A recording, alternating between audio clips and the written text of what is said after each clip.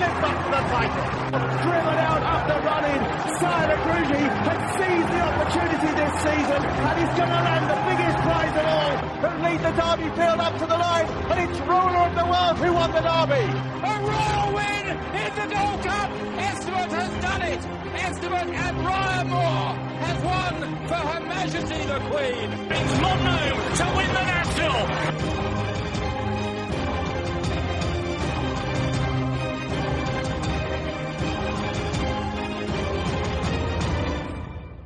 You're listening to Picks from the Paddock podcast. Welcome to the Picks from the Paddock Big Cheltenham Festival preview podcast. We're going to be talking all things the festival for the biggest 4 days in jumps racing, previewing all 27 races. As always, it's not just myself, Rory Paddock, who'll be rambling on. We've got podcast regulars Chris Connolly, and obviously over in Ireland we've got David Weldon. Now, we're going to get straight into it, gents. The first day is obviously next Tuesday, the 10th. And we kick off the action with the Supreme Novices Hurdle. Current favourite, as with a good fraction of the races over the 4 days, comes from the Willie Mullins yard. And we've got Duvan heading the market at around 7-4 with the best price there. First question I'm going to ask, chaps. Is it a worthy favourite? And I'm going to come to you first, Chris. I don't know about worthy favourite on overall terms of its form, but it's an exciting Mullins type. And, you know, with his recent record with novices, you'd be hard pushed to say it's not deserving to be vying for favouritism. Personally, I think another one in the race should be favourite, but that's my opinion. And Dave? Yeah, agree with Chris there. He's probably not, in the book, he's probably not favourite, but all winter talks has been about Duvan Supremes. Apparently he's the only horse in Willie Mullins yard to get Faheen off the bridle, so take that what may. But 7-4, it's a bit skimpy, probably bigger on the day. Yeah, obviously your thoughts on the favourite there, chaps. For what it's worth, my thoughts on the race personally, I want to kick off proceedings, as it were. Very impressed with QE when I backed it when it won last time out at Newbury. It completely dominated the favourite by over 6 lengths that day. Originally from the John Oxford yard, running on the flat, so it's well bred. It looked quite green when it won that race, and obviously it's not beat the best of the best, but I think it's got a lot more to find compared to some of its rivals. But I think it's probably one horse that has a lot more left to give and a lot more room to grow. So I think that at about 12-1 is definitely worth a punt. I doubt, obviously, AP McCoy is going to be on it this time, unfortunately. Likelihood is no Feely may be riding it. But yeah, I think at a decent enough price, that's probably, at around the 14-1, 16-1 best price.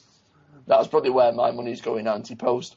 Although I have to kind of agree that all that being said, I think Lammy Surge probably is the one to beat. Dave, where's your money going in the opener? I'm actually going to take a punt. I'll probably stick Duvan in a Mullins actually on day one, but there's been a talk in the Cheltenham preview nights circling around over in Ireland over here from Johnny Burke and Henry Bromhead. Sizen John is doing nothing but impress at home. He won probably a poor grade 1 when Nicholas Canyon fell at Fairyhouse before Christmas. That form has since been franked with sub-lieutenant coming out and winning grade 2 last week. 33-1, I think he might be overpriced, and he's a definite runner in Supreme. So at the moment, that's where my money be going. Chris, obviously I know that you're a bit of a Lammy Surge fan. Are you sticking with the Henderson horse? Yeah, I just think he's got the correct profile going into the race. He still looks a bit green, actually, and he's unbeaten in the UK. The form of his races has worked out quite well, and I think realistically he should be favourite. I've invested on him each way in the anti-post market at around 9-2, 5-1 to get my money back. I think he's a certainty for the first 3, and 4-1 is the best price you can get right now. I'd rather have 4-1 about him than 7-4 about the van, so Lammy Surge for me. Obviously that's our thoughts on the first race. Going over to the second race. Obviously in the first race we've gone against the favourite. Second race we've got odds on shot and many people's banker of the festival. And so heading the betting in the Arkle at odds on 8-13 is the worst price. About him, 4-7 is the best. Personally, do you think it probably is the worthy favourite, and you couldn't really argue against that. You can definitely go without saying that the favourite is by far the one to beat, and his last race in Ireland was absolutely phenomenal, where it beat Eliza Gil Gamboa and so on. One thing I want to ask you though, Chris, first of all, is at a price with some firms as short as 8 to 13. Is it easy money to just go and collect and put on now? And if not, where would your penny be going elsewhere? Well, I'd never be an advocate of backing odds on favourites. It's not my idea of fun, especially with novices. And he has tipped up. However, all that said, he's the outstanding candidate in this race. He has got some very strong form coming from Ireland. He's beat the best Irish novices comfortably. It wouldn't surprise me if he won this on the bridle, to be honest with you, or unextended. He's a very, very good horse. He was a high-class hurdler. I suspect that 4-7, 8-13 is probably too big a price. It's a little bit of a penalty kick, in my opinion, for him. The only thing that can beat him is, a bit of misfortune or, tipping up at the fences. I can't see him being beaten. He looks a bit of a certainty, in all honesty. And Dave, your thoughts on the favourite and where your money would be going? Yeah, again, I agree with Chris. Like, Undersow was by far the classiest horse in this race. Can't be having Rattle Valtat at 5-1. If fair enough, he's turned a bit of a corner with his attitude towards racing, but even still 5-1 is wanting a bigger price for that each way. Justice Hill jumps like a mule. Sergeant Reckless hasn't had the best prep. It's a tough race to kind of find each way value because a lot of these are kind of beating each other and haven't really shown a good form. One that could be overpriced might be Court Minstrel, depending on how good the ground is on day one. I know Evan Williams rates him highly on good ground, and he's got a turn of foot as well that could just see him getting placed. I think 33-1 on him is overpriced, but I will just say there's some good offers out there with the bookies. Paddy Power are offering money back on all losers if Undersow wins, and if Undersow fails to win and you back him, you get your money back. So I'd say take advantage of them in any way you can. Yeah, my own personal opinion, I think the favourite, is more than a worthy favourite. But I might be crucified for this, but I think the favourite is probably there to be shot at a price that I think probably is too short. The horse has done nothing wrong, other than that one occasion where it fell, and it wasn't really a massive fall. You couldn't really say it did anything drastically wrong when it fell. It was just more unlucky. But I just couldn't back it. I couldn't back an odds-on shot in a novice race. I just couldn't. I couldn't do it. And for that reason alone, it may romp home, but for that reason alone, Three Kingdoms would probably have an okay shout at a bigger price, but I'm probably going to go with the second favourite, Vibrato Valtat. If, and it's a big if Undersow doesn't have the faultless round of jumping or doesn't take to Cheltenham that well, I think it could pounce. And I think if at 5-1, or if you'll probably get perhaps even a bigger price on the day, even if it's a small bit of profit for place money, you'd probably get the same amount of profit getting that to place than you would be backing Undersow on the nose. So just for that alone, on the off chance that Undersow doesn't turn up, then I'd probably go each way for Vibrato Valtat if you can get 5-1 or bigger. Skipping on to the third race, and it's the first handicap of the festival. It's the Ultimate Business Solutions Handicap Chase. Grade 3 race over 3 mile 1 on the old course. I'll be honest, gents, there's nothing particularly in this that drastically stands out to me. I've not had an anti-post bet on this in any way, shape or form. If I had to go for something, I like Anacotti, but I think he's probably too high in the weights now. If I had to stick with one or two, I'd probably put up either Theatre Guide or Phillips Hobbs's Lamo Cod, who's a course and distance winner each way. But again, no real conviction with these gents. Anything either of you, Chris? Yeah, I mean, I quite like Pendra. I think his 10th behind Shut the Front Door at Fairy House was quite a good race, considering he doesn't look the biggest horse, and he got messed around a little bit turning in for home. So I quite like him. I think he's probably been aimed here, and a reproduction of his third behind Present View, probably puts him bang there. He's beaten some good horses as well, the likes of Edward. So I think he's got every chance of running into a place at a decent price with Tony McCoy hopefully booked. And Dave, anything in this that's catching the eye at all? This one, the race, I actually have to cover for picking the paddock, but at the moment, really nothing really standing out for me. If I had to have a bet right now, it would be on Barrackilla. I think this horse been crying out for a step to 3 miles.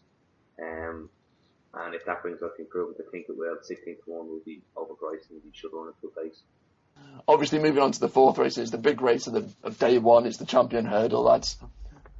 I'm well and truly sold on the favourite. I have been since its last run. I think Fahim will have to really do something drastic to throw away his chances of winning this. I know you both back Jeski each way, anti-post. With there only being 8 runners now and still a possibility of another horse or two perhaps dropping out and only therefore being the 2 places, I just think Fahim can't really be beaten other than by itself aside. I just can't see past the favourite. Gents, Dave? I've been with Jeski all year. At this point, I don't see 8 declared at the 5-day stage, but I can see all 8 taking their place, and it's going to turn into an odd race now. I think Fahim might sneak an easy lead, with Ruby making the pace, and if you just go on from there, because we know he stays 3 miles. He won over 3 miles on heavy ground in Limerick, Christmas before last. So Fahim's the one to beat. He has all the potential in the world, but I just think Jeski might still get a place after 5-1. It's each way banker meeting, I think. And Chris, your thoughts on the big one on day one? Yeah, well, earlier in the season, Dave talked about this on a podcast about the potential for this race to cut up, and it has cut up terribly. If another one was to be withdrawn, I'd be pulling my hair out because I have Jeski each way. I have had him for quite a long time, around 13-2. I think he's a certainty for the top 3. I'm not knocking Fahim, but his form could be a little bit stronger for me. He could have beaten more genuine Grade 1 types, but you could say that about most of them. I think the big problem to go against Fahim is there's only 8 runners. He's likely to get a soft lead, which is the one thing I didn't want to see him get. Obviously I've been after getting him beaten all season with Boucher, so this could be the one I get seriously wrong. But Jeski for me each way. You wouldn't want to discount Hurricane Fly's chances, with there being only 8 runners. If he got somewhere near the front, if he got into a fight, very strong horse. So Jeski each way, but I think Fahim probably is going to get a soft time in front, and he'll take some pegging back if so. One thing I wanted to ask one of you as well, when I come to you, probably Dave, is the new one is second favourite, but it's a horse that not many people are fancying and not many people are talking about. Where do you think we're going with that? I wouldn't say it's a forgotten horse. It just doesn't jump well enough. Like the pace, they're probably going to be going. Fair enough for him, might get an easy lead, but he's not going to be going at all. It's going to be a championship pace, and I just fear for his jumping. I really do. I know they gave excuses, and they came out today and said, I was just there today and said that he skilled really well at home, but he just doesn't do it for me. Like people say he was unlucky last year when he was hampered by Art Connor. I can't see that. Like he was back in touch, well in touch, coming down the hill, and he just didn't have the tactical speed to go with him. He'll stay on up the hill and probably get a place again, but I can't have him win it. Well, obviously, that's our thoughts. Fahim for myself and 2 each way plays on Jeski there, lads. Obviously, I've touched upon the Mare's Hurdle. We're moving on to that. The next race of the day, the 4 o'clock, is the Mare's Hurdle. Annie Power has been favourite from this since last season. It's been evens a good while, but now it's actually an odds-on shot. My own thoughts, in terms of it being yet another Mullins hot pot, as it were, but with it being odds-on, can you be on a favourite that hasn't run in over 10 months and has only ever won at Cheltenham once, which was in a 3-runner race? Chris? She's got the correct form, whether you like her form around Cheltenham or not. Her run last year in the World Hurdle, a reproduction of that would win this comfortably. She was a big player in the Champion Hurdle if she went that route last year, and yes, she's had problems, but you have to remember Willie Mullins has form with this. Crevega only ever used to turn up once a year here and then go to Ireland, so this wouldn't be novel for Willie Mullins. If she turns up anywhere near her best, she will make a mockery of 8-13. She would absolutely destroy them if anywhere near her best. I've gone against her in the betting, primarily because I wanted each way value, but if Annie Power turns up 80%, she probably wins easily. Dave, worthy favourite? Oh, big time. She's about £20 in hand on these, and I'm not really one for ratings, but if she, as Chris said, if she's 8%, she wins, and Rich Ritchie and Susanna Ritchie absolutely adore this horse. They think she's their Gold Cup winner. She would not be running in this race if she was not 100% fit. And as you said, Mullins has track record of bringing horses back to this race. Like, I feel sorry for Glensmell because after last year's run and then Quevega was talk of being retired after the Punchestown run. Glensmell to me was a bank for this race, but again, she's going to run into one of her stablemates who are just more powerful than Annie Power. Annie Power undersold double, remortgage your house, you'd be laughing. You've heard it here first, folks. Chris, obviously you said you've gone against the favourite. Where has your money gone? Yeah, unfortunately for myself, I hadn't noticed till the other day, but I'd backed Carol's Spirit after she was beaten by a bit of a puzzle last time. I think there was a £4 to £6 penalty that Carol Spirit carried that day, so off level weights, I think Carol Spirit's a good bet to get the better of a bit of the puzzle, and she should run into a place really. She's 16 to 1 at the moment. I also have Polly Peacham, who was ultra impressive at Kempton, first time up, carrying a massive weight. She's since flopped, but, you know, around 9 to 1, she's going to get a decent pace to run at, you would have thought, and she's a nice horse on her day, so they're my two against the favourite. You know, each way shouts. Like I said, Annie Power looks an absolute certainty. 80% Annie Power wins by half the track, so, you know, I'd just be keeping my eyes peeled all the way around on Annie Power. Now, my own thoughts on the race, I'm with you, Chris. I really like Polly Peacham. I've fancied the horse for a while. Has course winning form, which I think is massive around Cheltenham. But I really have to give a mention to a horse that you've just mentioned as well, that seems way overpriced. Obviously, I've mentioned that I'm a fan of Harry Fry, and a horse, again, who has Cheltenham win to its name, has a Cheltenham win and a win over Carol Spirit, is a bit of a puzzle. If the ground's softer than good, it'll play into the horse's hands a bit. And I think 21 is just a ridiculous price. You take the favourite out of it, who I do rate the favourite, but 20 to 1 for a horse that's beating a horse that, you know, with some bookmakers, Carol Spirit's as short as, I think around 10 to 1. You know, if you're going to do that, then 20 to 1 about a bit of a puzzle from who's relatively lightly raced as well. I think that could probably squeak into a place. But I'm with you guys. I think the favourite probably will win it, and it's just about picking up place money. If there's 17, 16, I think there's 19, 20 in there at the minute. If you do pay the top 4, then I'll just be looking at basically the 3 places that come behind Annie Power. Obviously, those are the major races. We've still got 2 handicaps left on day 1. We've then got the 4 miler. And as with the other handicap gents on the day, it's not one I'm running to the bookies to stick a wager on. If truth be told, the reason being is because I like too many horses in the race. Very Wood would be my sentimental selection after last year's festival win and tipping it myself at 33 to 1. You know, I'd want to stick with that. I really rate the Young Master, but that's in numerous races. It'd probably go to the RSA. But he's one that I really like, especially for the future. And I was really impressed with Sego Success's last run.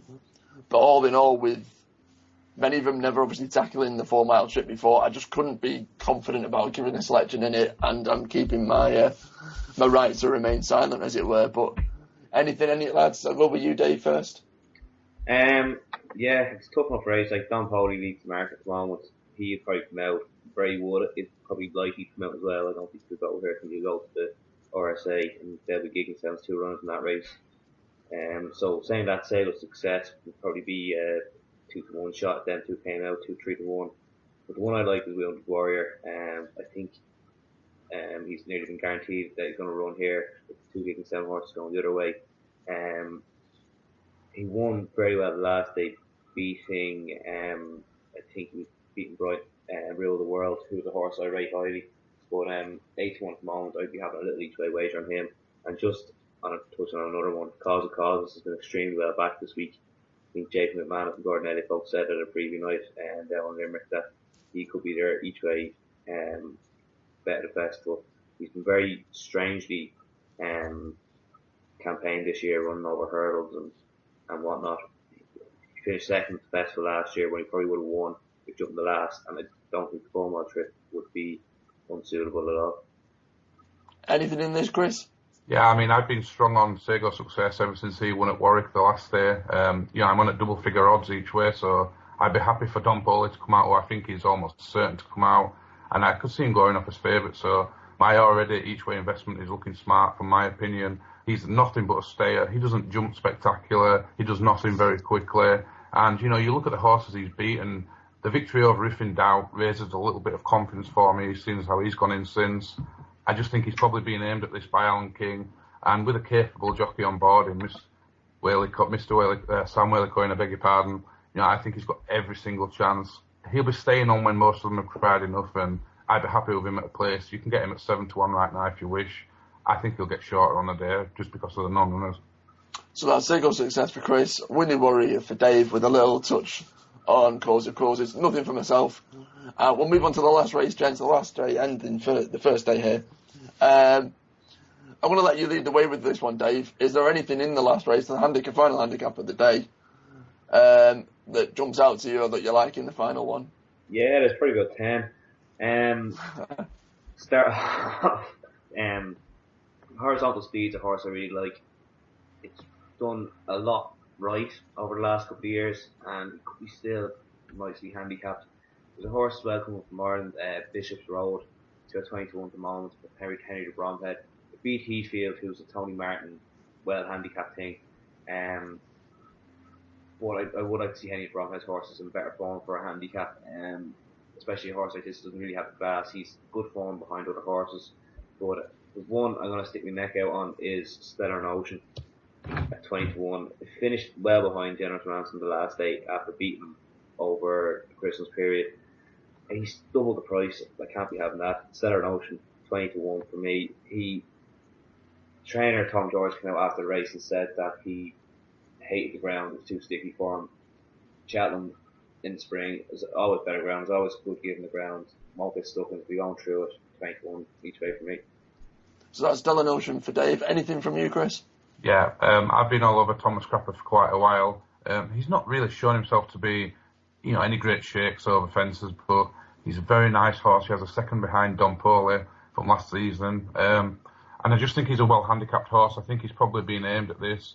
I think the better ground will be a help. And his love for Cheltenham, I think he's a cracking each way bet. I have him at bigger than his current odds, but 12-1, I think it's great value for a place. So that's obviously Thomas Crapper from Chris. My own thoughts, I'm going to be boring again, lads, and it's just a race that doesn't really excite me at all. It is one I haven't bet on yet, and I doubt I will do unless it's probably small stakes on the day just for a bit of fun. Certainly nothing anti-post. With that in mind, we're going to end day one. We'll be back with day two right after the break. You're listening to Picks from the Paddock podcast. Visit picksfromthepaddock.co.uk. All you need for racing.